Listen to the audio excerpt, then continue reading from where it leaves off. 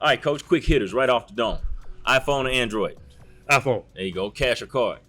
Card. All right, waffles or pancakes? Waffles. Main hobby outside of basketball? Yeah, I know that's a hard one. And tell you, shifting gears, whenever you clean up, belt or suspenders? Belt. I'm going with a belt.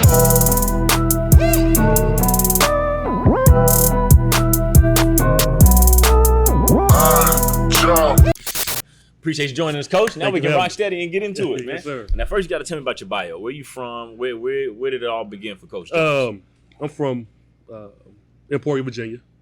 Didn't know that. Okay. I went to Brunswick Senior High School in Lawrenceville, Virginia. Mm-hmm. That's where basketball got started for me at. Yeah. Growing up, watching those teams that played for Brunswick and Greensville, and watching Michael Jordan and watching those guys in that era, from that area, really got me into the game of basketball. High school, I think Brunswick is probably one of the traditional high schools in the state of Virginia. Right. We always have athletes to come out. It's a great place for basketball. It's the East Coast, so it's a mecca of basketball. So from being up there and being now down here, how would you compare the styles of play from one region to the other? Here it's slower. Okay. It's a lot slower pace. Mm-hmm. More skill set. Okay. Would you say less athletes than up top? Less, yeah. Okay. It's probably neck and neck. Depends on where you are in the state. True that. Like if you go to New York, D.C., Philadelphia, Virginia, North Carolina, Atlanta, they have athletes. True that.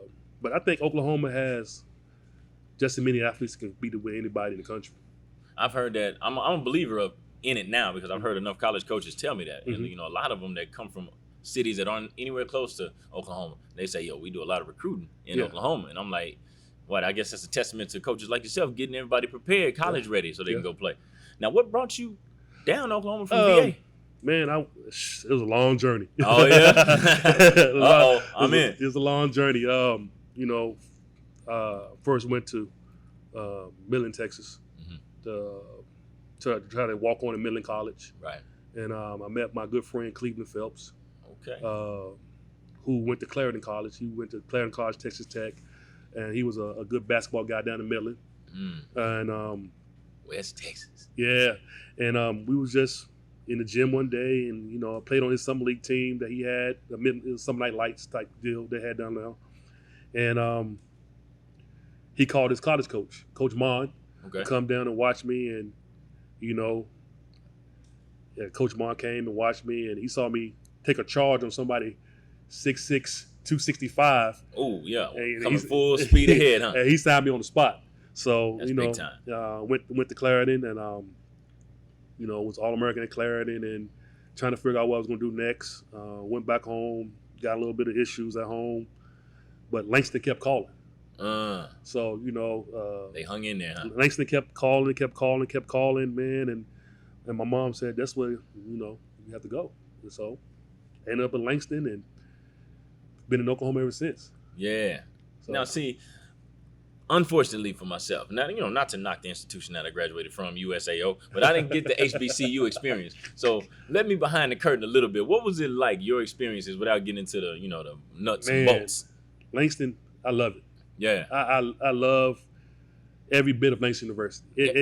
Everybody that I know that went to Langston got a stupid amount of pride, in a good way. It teaches you how to accept the little things and appreciate the little things, and teach you hard work and dedication, right. And it teaches you about family, because Langston is a big family.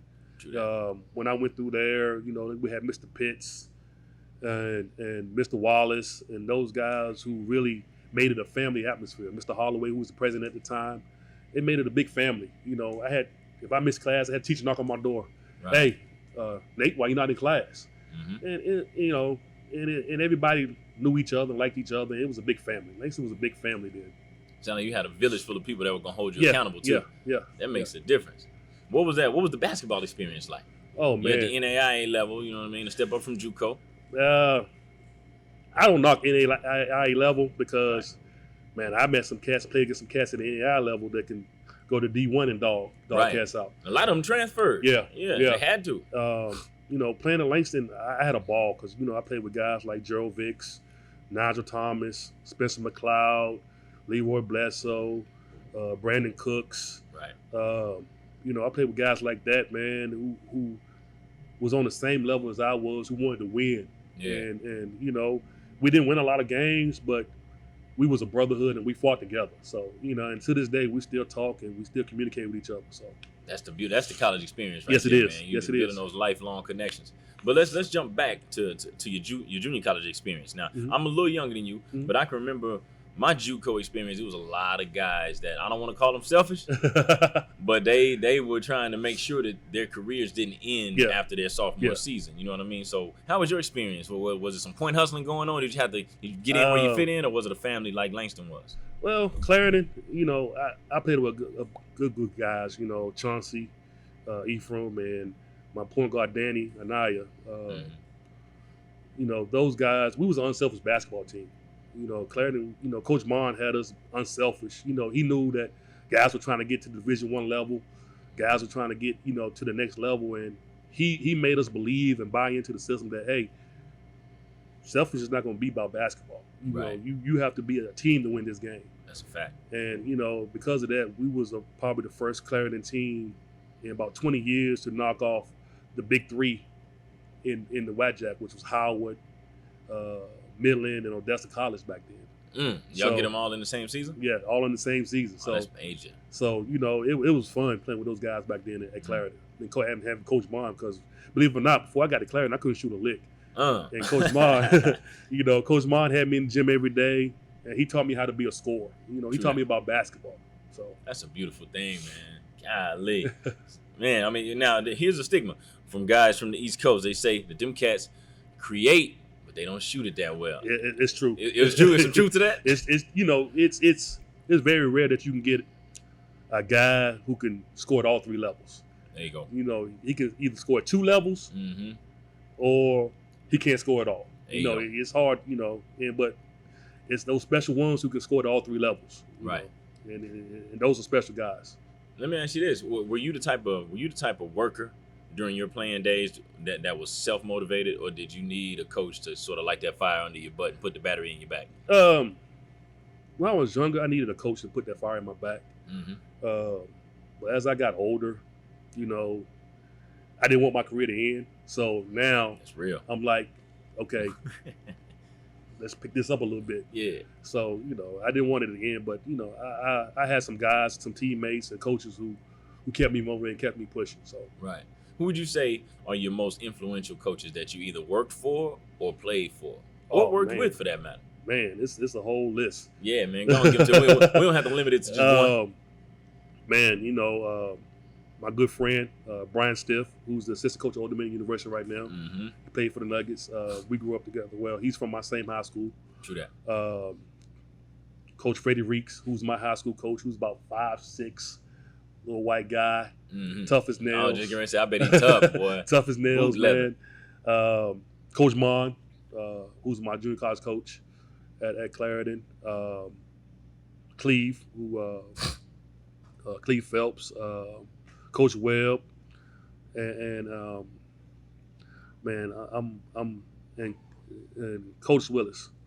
And then you have all the guys I coached against in the All City Conference. The Cudjos. They've been around a long time, man. This first year that all three Cudjos kicked my butt. So man. I'm feeling some type of way about that. Over 3, you had a perfect record against them? God, dog. Either one beat me or I get 2 of them. But this year, all 3 of them kicked my butt. But, Kendall Cudjo, who's at Class in SS now. Yes, sir. Him and Willis Alexander, they gave me my shot at Douglas. So beautiful. So, those guys really, really inspired me. So when did your coaching career begin? Did you go right into it right after you finished college? No. I went overseas, played in Argentina for a couple of years. It was lovely. I loved it down there, man. It's a different culture. They treated like you was in the NBA. Even though I was not in the NBA, I felt like I was in the league. So right. it was a good experience. Something that I could pass along to my kids. Was that the first time leaving the country? Yes. Hey. Yes. Any trepidation, or you were just all in? You were all for it? No, when I first got there for the first week, I had to adjust. My body had to adjust, and I was sick, like I had the flu or something. Oh, sick. Yeah. Golly. Yeah, man, and it took a week for me to get adjusted to everything, the culture, the meats, the foods. It was just different. It was different down there. What about the language barrier? I had a translator. Okay. So, the owner and the coach made sure I had a translator. So, when I went to practice, he was with me and talked to me and, translated some stuff. And it was cool. It was a good experience. That's education all over again. Yeah. Let me ask you this. From the translating standpoint, did you ever get to the point to where certain words you would start to be familiar with? Okay, I remember they start using your context clues. Yeah. There's some words you get familiar with, and then, it's some like, okay, what did he say? Yeah. He's like, okay, all right, okay, I figured that. Yeah. But, went over to Argentina, then came back, started working at Langston, the OKC campus. And then, the itch started like, okay, I'm not around this game. I need to get around this game. Coach Webb, he let me be around the guys, working with the guys. I'm like, okay, I really need to do something. And then I started coaching my daughters. Hey, okay. So, how old were they when you got started with them? Let's see, Deja was 9. And then, Natalia, she was 7. So playing the YMCA, and then ages right there. Coaching. Then my son, Jaden, started coaching him in the YMCA league, and I was like, okay, I really can do this. Yeah, and then that fire burning. Then then it just so happened my old point guard Nigel, he got the head coach job at Langston. He gave me a shot, and so then. So now you're on the staff at the college level. Yeah, I'm at the staff at the college level with Nigel. So. Him and Vix, I learned a lot from them. And then Nigel left, and Stan came in. Stan Holt came in, and I was on the staff with him for half a season. Then I left there and went to On Point with Jay Reed and coached the On Point team at Jay Reed with Jay Reed. I'm familiar. And then ended up at Douglas. Man, so all your time as a college coach combined, how long were you at that level? I was at 3 years. 3 years? Yeah. Was it, you had to be a relatively younger dude, like early 20s at that point, or mid 20s? No, I was late 20s. You were late 20s? Yeah, late 20s. All right, you're still young enough. But let me ask you this. Was it ever a situation where you had to, I guess, be selective about how you communicated with those guys? You know what I mean? And the reason where I'm coming from is when I first started my career coaching, I was 22. Yeah. So that's a lot closer to that age than 28 was. So I knew I couldn't come in and just be rah, rah, rah. I had to establish some credibility first. You know what I mean? How'd you do it? Man, with me, I keep it real with my guys. Straight up. If you don't keep it real, then they don't believe in you. So I don't hide the truth from them. I keep it real. Tell them, hey, if you can play, you can play. If you can't, then you can't. So, but that don't mean I don't want you to play. Let's get in the gym. Let's work on it. Let's get better. That's right. So I try to keep it real with them and let them know, hey, this is what we got to do. And they were receptive to it. Yeah, very receptive. And you still had gas in the tank at that point. So how often did you get out there and mix it up with them fellas and let them know, hey, coach, I ain't just talking. Whoa, I can walk it too. Every day. Every day. Every day, man. I get out there, run with me, Nigel, and Vix. We get out there and run with the guys every day. Straight up. So we have fun. So I have fun with those guys. So that's a beautiful thing, man. And then when you made the transition to Douglas, was it to be the head coach, or were you starting from the bottom on up? I originally applied for the girl position that was open then. But Coach Willis felt that I was probably better fit with the boys. Okay. So he went to the interview for the girls' job, and the head girls' job. Yeah. Okay. And he called me back a week or two later and said, "Hey, I got something better for you. Let's go to the boys." And come in and meet with and sit down with Kendall, and I went in and sat down with Kendall, and been there ever since. Straight up. Yep. So to make a longer story short, I guess you turned down a potential opportunity to run your own program to go help Cudjoe, and then. Well, no, actually, right? he felt that the coach that he wanted to hire was better fit for the girls, and I've been a better fit for the boys. Ah, the swap. Okay. Yeah, so. How was it that first experience, man? You coming in, even though you've been at a higher level as an assistant, you're sitting in the driver's seat over here. It's all on you. Like, did you feel any pressure at all? Was there any difference you thought? Man, at Douglas, you feel all types of pressure at Douglas. Straight up. Douglas is different. Their reputation precedes itself in a good way, though. Yeah, Douglas is different. With Douglas, it's either state championship or nothing. That's right. Coming in with Kendall, he let me be a coach. He didn't put handcuffs on me. He didn't tell me, I want you to do this and this way only. He let me coach. He let me put in defenses. He listened to my ideas about offenses, about presses, and he let me run the practices. So he let me be a coach. So that's good, man. So you got your feet underneath you pretty early. And I'm grateful for him for that. So. Man, what would you say was your first big mistake? Oh, and from a tactical standpoint, like you made a blunder or something, or you misread a situation that you were responsible for, and you look back like, ooh. Oh man, it's probably my I would say my first year as a head coach. What year was that? Let's see, this is 1920, 17, 18. Okay, 17, 18. 17, 18. My mindset is, man, we done came back-to-back state championships. Mm-hmm. We got majority of the guys coming back. We're going to run the same system.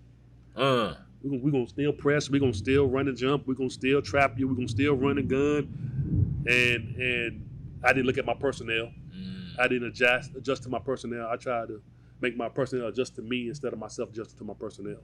Man, that's big time right there. That's spoken like a true accountability guy right there. Yeah. Now, let me ask you this: did you realize that after the run was over, or was it still time enough in the season for you to turn it around? I think it was towards the January.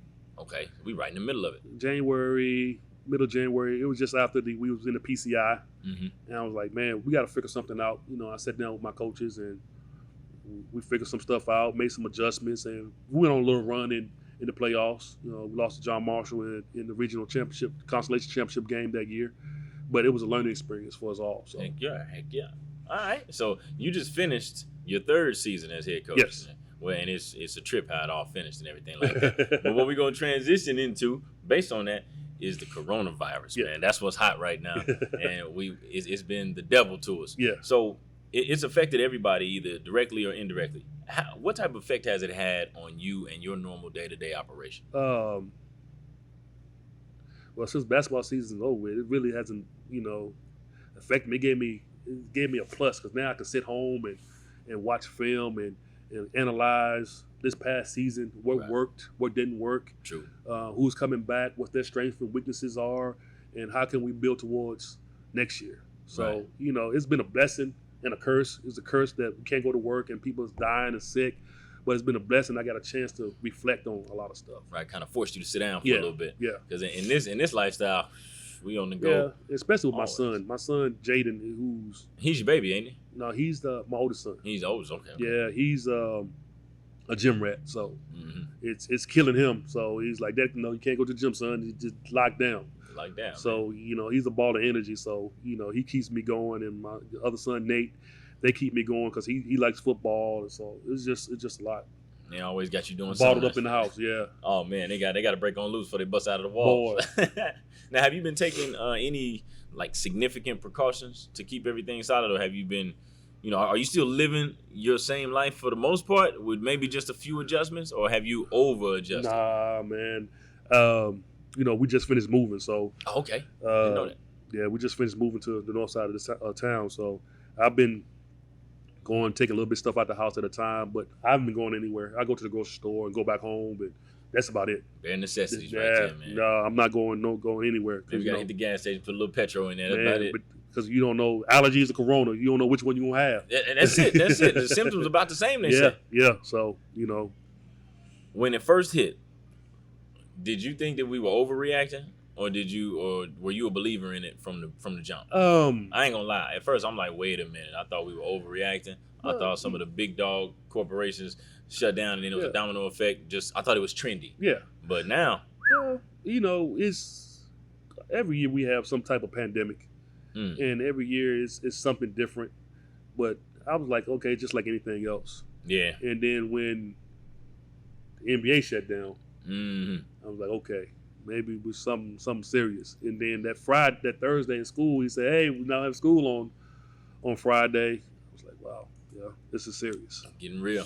I was actually surprised because on Thursday, which would have been the quarterfinals of the state tournament, the games were still scheduled to be played. Yeah.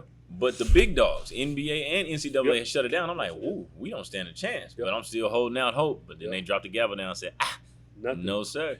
You know, and I feel sad for those guys who qualified, those seniors who made it, and now they can't live out their dream of winning a state championship. Right. You know, I feel sorry for those guys, but it's something we have to adjust to. Yeah. Some things are just bigger than that. Now we're about to be in a new norm of washing our hands every day, staying away from sick people and 6 feet. So it's about to be a new norm. Keeping our distance. Yeah. Swinging back into ball, how important is it to you to have good help on your staff? And also, two-part question: do you have any influence in hiring your assistants that are on your staff? I think that's a big thing. Oh man, yeah. Having a good staff is very, very, very, very important. You know, I think I got some good guys with Coach Walker, DeJuan Walker, Otis Moses, and BJ, Coach BJ, Lennon Anderson. You know, I got a mixture of old and young. You know, Otis has been around Douglas almost 30-some years. There you go. So, you know, he knows the tradition of Douglas. And since I'm not a Douglas grad, you know, he gets me on, okay, this is what the tradition of Douglas is. Getting you kind of coached up a little bit. You know, I got Coach BJ who's young and get out there and run with the kids, and Coach Walker who can relate with the kids. So I think I got a good mixture. And you know, my administration let me hire my staff. So, you know, Mr. McNeely, he has my back. You know, he lets me go out and hire my staff, and he supports me 110%. So that's a beautiful thing, man. Would you how's the pressure driven you? You know what I mean? Because I remember we talked about it a couple words ago when you were talking about the tradition that's been established at Douglas long before you ever got there, long before I was ever born. Do you embrace that, or does it make you look over them shoulders a little bit? I think it gets you to you at times, but I embrace it because when I walk out of Douglas, I want to be one of the greats, you know, and that's probably any coach who walk through the doors and say I want to coach basketball. I want to be one of the greats. There you go. You know, it's to me it's about championships, but then again, it's not about championships. That's right. It's about how many kids I can put in society and be productive. That's a fact. But you know, the championships are just a plus. Heck yeah, man. That's a beautiful thing. It's a big plus now. Yeah. I mean, we all love those. Yeah. Let me ask you a personal grading question. Like, how do you determine what makes a coach a good one? And you sort of just touched on it. I'm gonna give you an example of what somebody said to me. It was like, man, if you got players that leave your program and they still call you up on the phone and reach out to you, or when they're back in town from wherever they went, they come by, stop by, visit the program. That's how you know you had an impact on those kids. Like to that, you would say what? I agree. I agree wholeheartedly. You know, I tell my kids, you just don't play for me for 4 years or 1 year or however long you're in the program. You play for me for life. There you go. So, you know, if you ever need anything, call me. You know, my kid that I've been around since I first got to Douglas, Corian Mason. Yeah. You know, he's down in Abilene Christian right now. He had a really good year this year, but every time he comes home, he comes by my house. You know, he calls me or we text. He's just one of the many kids that I've coached that still keep in contact with me. So I know you're a real one, Coach. Now, have you ever run across a player that reminded you of you? All my kids are Douglas. Really? Straight up? Straight up? Man. All my kids are Douglas because, you know, they're different. True. You know, they need some guidance. And, sure. you know, just like myself, when I was young, I needed some guidance. And luckily I have some people in my corner that gave me some guidance. And Douglas kids the same way. What about on the floor where it's like, ooh, man, he moving kind of the way I used to move. You know what I mean? Man, you know, He got some tools in the shed like I had. I had a couple. Had a couple? I had a couple. Okay. I had a couple. One kid that reminds me of that right now is probably Elijah Banks. Yes, sir. What are you talking about? That kid can play, but once he realizes his full potential, it's no good. Telling how good he can be. He can be a real good one. Yeah, you can see your hand right on the wall already. Yeah, I can. Man, I love the kid to death. So, what would you say has been the most rewarding or fulfilling moment that you've experienced as a coach? And you don't have to narrow it down to just one. Where you had those moments where you just sat back and was like, man, something happened that just made you smile because you know you had something to do with it. Whether that was your stint as an assistant, whether you were coaching your kids when they were smaller, or even today at Douglas. Oh man, as a parent, first of all, as a parent, seeing my kids embrace the game of basketball. You didn't, without you forcing it on them? Without me forcing it on them. That's beautiful, man. My daughter, Natalia, who'll be a senior at Booker T this year. She loves the game. My son, Jaden, who's probably one of the top 7th graders in the state. He loves the game. My youngest son, Nate, loves the game. It just embraced the game. I didn't force it on him. I don't even coach my 7th grader. Yeah. Steve, my little brother Steve Alexander coached him. So there you go. AT. So, I'm just waiting till you get to high school. So they come on over and play with Pops, man. Now I got you. Yeah, so that when you're able to watch them, when you not just Jaden, but all your kids, are you able to take your coaching cap off and just be dad when you watch it, or I catch myself sometimes. Okay. I catch myself sometimes. Year before last, when my daughter was in the state tournament, state championship game, I was screaming and yelling from the sideline coaching, and my wife, hey, chill out. So go to my son's AAU games. I'll be on the refs. Like, my wife look at me. That's why the refs don't like you now. Yeah. There you go. You don't have a chance in November. So, it's. I found myself coaching. Then I had to realize that, okay, I'm a spectator. I'm a parent. Let me sit back and relax and watch my son play. Now, have you ever had one of those moments to where whenever you took your hands off, your kids, they kind of started to seek you out? After a while, they actually come to you and ask you something, or wonder what you're thinking about it? Or have they not gotten there yet? My daughter Natalia does. That's good. Jaden hasn't gotten there yet. He think he's Yeah. God's gift of basketball. That's right. That's right. All world. I'm just letting him figure it out for himself. If I see something, I'll get my input. Like the other day, me and my wife were talking to him about social media. Yeah. So ever so relevant. I'm telling you. So how to carry yourself and how to relate to people on social media. Right. So just little things like that, But my daughter Natalia, she asks, Dad, what do can I do this? Can I do that? But Jaden, he's independent right now. I'm just waiting. Just waiting. So it'll happen. It's coming. So now on the flip side, your lowest point as a coach. This past year. Really? Yeah. Oh man, what happened there? This past year, I had some kids who left the team, who transferred out, some kids who was on the E-list, didn't complete the season. And I feel like I didn't do my job as a coach. Anytime you lose a kid, something, what's wrong? Did I do sort of a disconnect? Yeah. What did I do? Or what's going on? How could I did this better?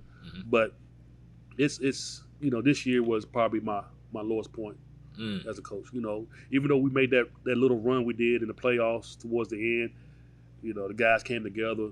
This year was probably my lowest. Okay, but at least you got a point of reference, so you're turning around next year. We'll be all right. Have you ever had to cut a kid loose that you really didn't want to get rid of, that actually could benefit your program? Yeah, this year. Wow, no wonder went into it, man. This year. So. I don't want to ask you to reveal everything, but was it a situation where it had been a bunch of things that just sort of built up? Well, when it started affecting the team overall, then you have to make a decision. I'm the type of coach that not try to lose a kid or abandon a kid, but when it comes to saving the many, sometimes you have to make some tough decisions. And I had to make a tough one, and he left because of the decision that I made. He didn't get put off the team because of the decision I made. That's right. One game I decided to play him because, attitude and how he was carrying himself. But, he was still a good kid, and I'm not going to hold anything to him, against him. Like I told him, I'm always going to be there for you. Right. He left, went to another school, and I'm a number the best for him. That's right. And I can tell you really mean that when you say that. Yeah. A lot of people say it just because you got to say it, but they're like, Arr. Yeah. You know what I mean? How do you handle, on the flip side, transfers or move-ins coming into your program? What's the first order of business whenever a kid shows up to Douglas? from wherever he comes from, and he says, "Hey, Coach Jones, I'm such and such and such. I would like to play basketball." What does he have to do next? He has to pass the test. When you say words like test, I know it's serious. It's because I'm a big coach on conditioning. Mm-hmm. I'm big on conditioning, running, and being in shape. Yeah. We go outside. Like we have 7th hour. Mm-hmm. We have 7th hour. We'll go outside to the practice football field, and we'll suicide the football field. We'll go to the football stadium, and we'll have gut check.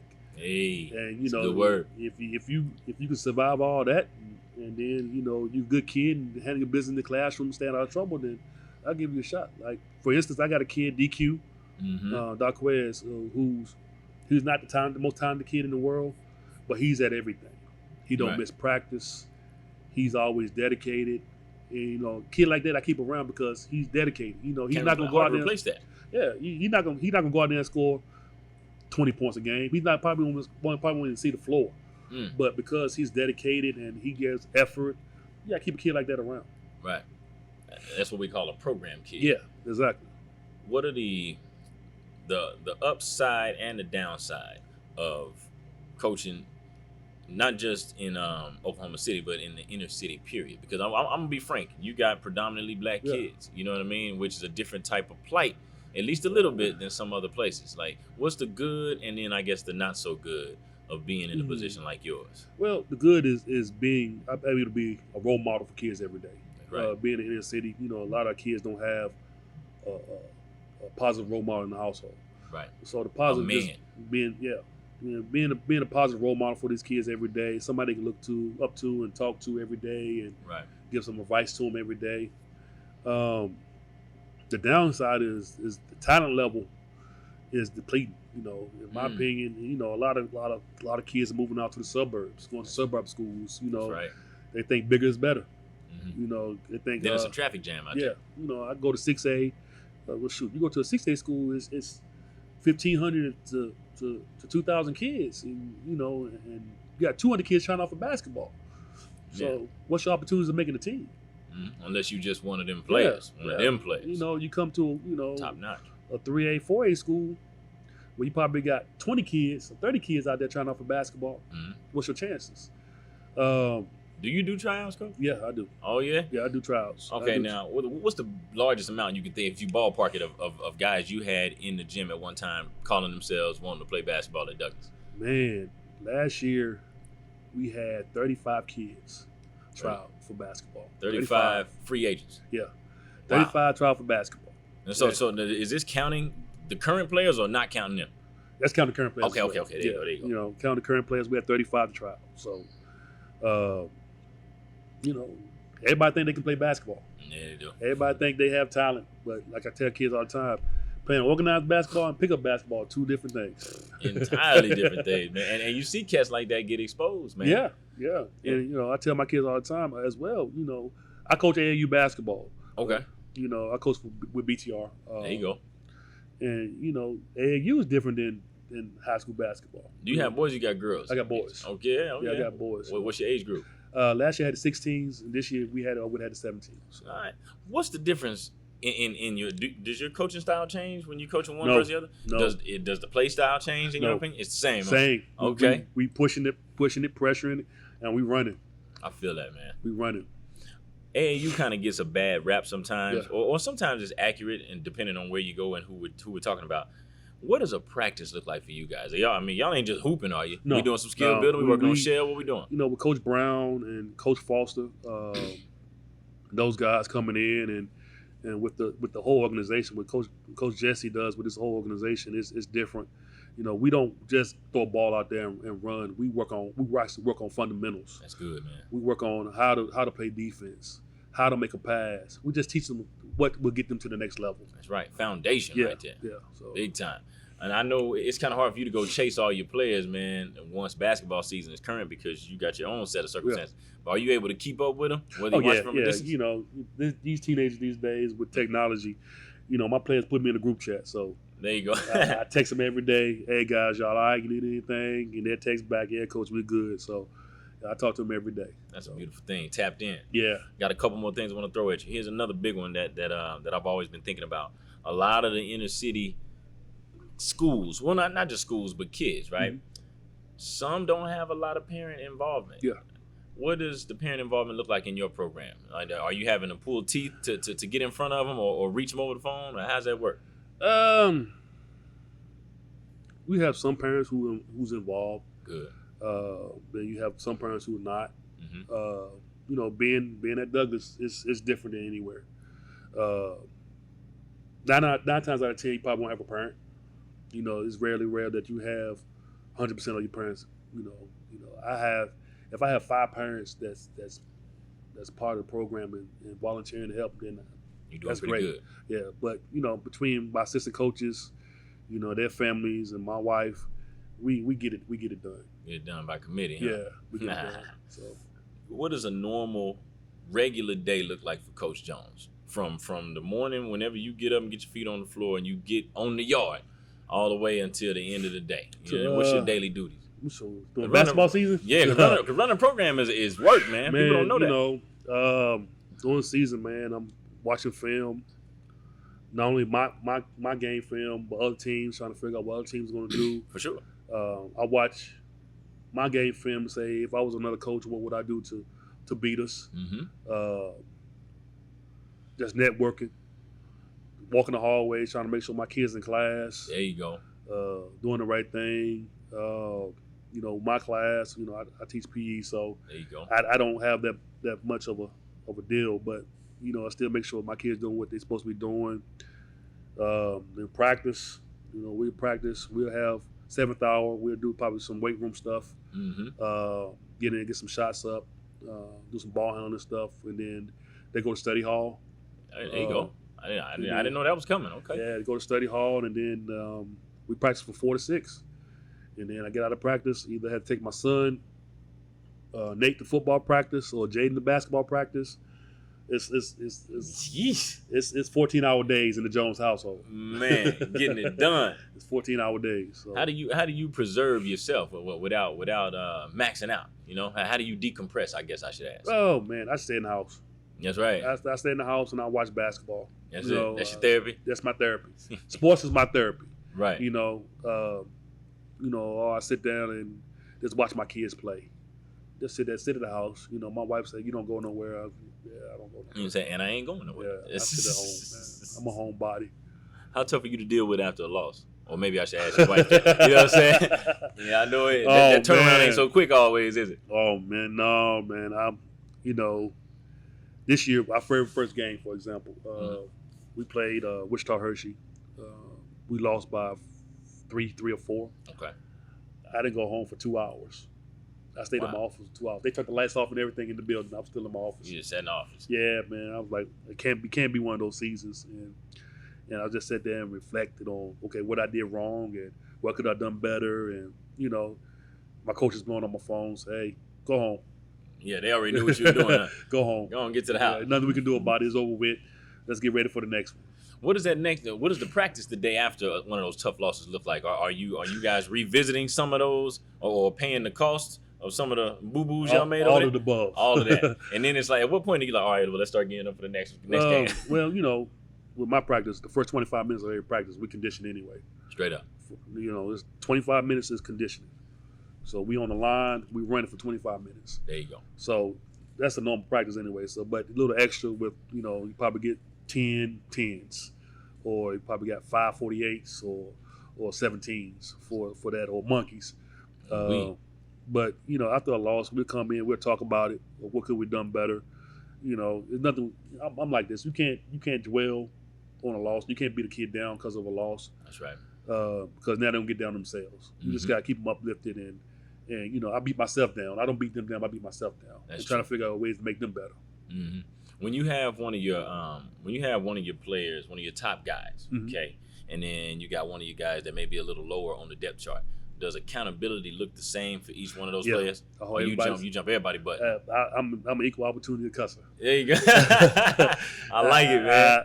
I don't. But they respect it though. Don't you? You could be I jump on the best player just as hard as I jump on the person on the bench, because you're only good as the weakest link. That's right. So if he can't handle it, then the team ain't gonna be able to handle it. So yeah.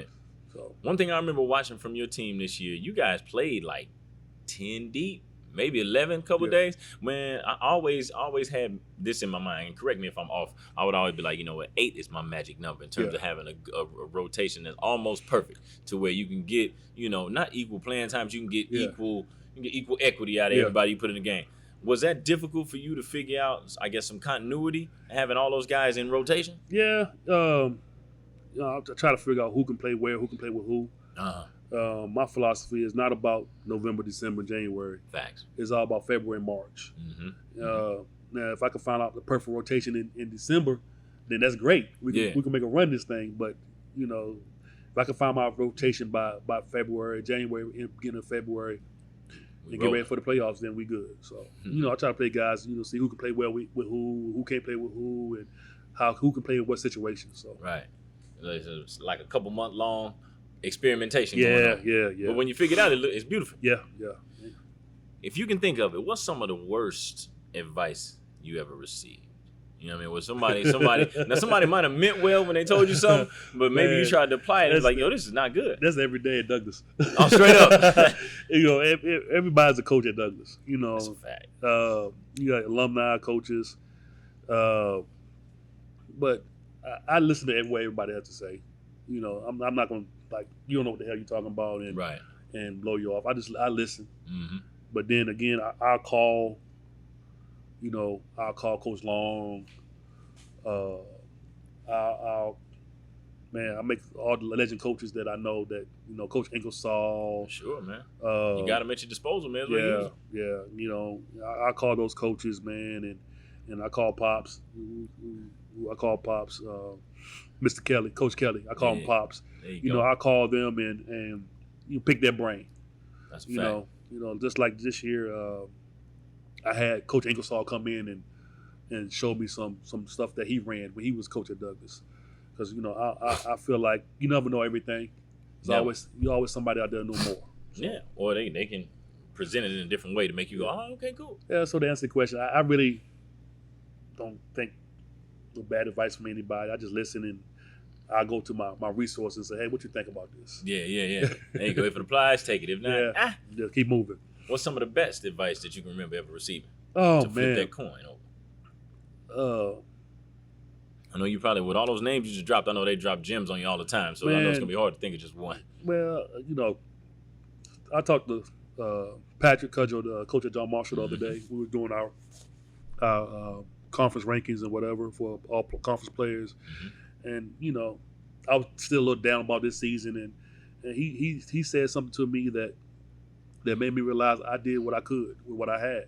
He was like, Coach, you did what you could. You was in every game. Your kids played hard, and that's all you can do. You can't go out there and score a basket for them. No. And, you know, it made me sit down and think, like, he was right. You kept them close and gave them a chance. Yeah, we made a run. You know, my guys ran, you know, against Cash in the area.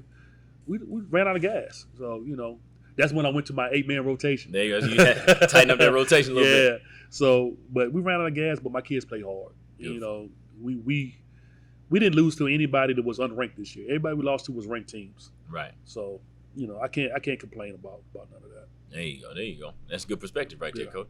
And here's how we're gonna close the show. All due disrespect, baby. And what I mean is, you know, we all got a team, right, that beat us some time ago that you just know they shouldn't have got you, man. So if you could go back to that moment, who was the team? What were the circumstances? And it don't even matter which level, whether you were playing or coaching. Which team got you that shouldn't have got you? Man, I would say this year in the area, Cash. Oh, okay. When y'all ran out of gas, they shouldn't have got that. Man, we was up end of the first quarter, 14-2. Oh man, okay. We came out. We was running. Everybody was doing well. We was running our offense, going to game plan, and then, you know, wheels fell off the wagon. Fell off the wagon. Was the situation where they got y'all in foul trouble or something like that? No, we couldn't make shots. And everything gets harder when you're making shots. And then guys forget, once you get tired and once you get fatigued, you forget your training. And up here. And guys, you know, they forgot their training, and we missed a lot of shots, missed some free throws down the end, missed some turnovers down the end, which cost us. But it's a learning lesson. Yeah, you know, they got us after we got them early in the year. So they got y'all on the return. Yeah, huh? so we got them. We got them early year in Duncan tournament, and they came and got us when it counted. So that's right. That's the one loss I say that. Still get your bacon sizzling a Yeah, little bit. man. I still haven't watched that game film yet. I feel, man, it ain't gonna do you no good to do that, man. I don't leave it where it's at.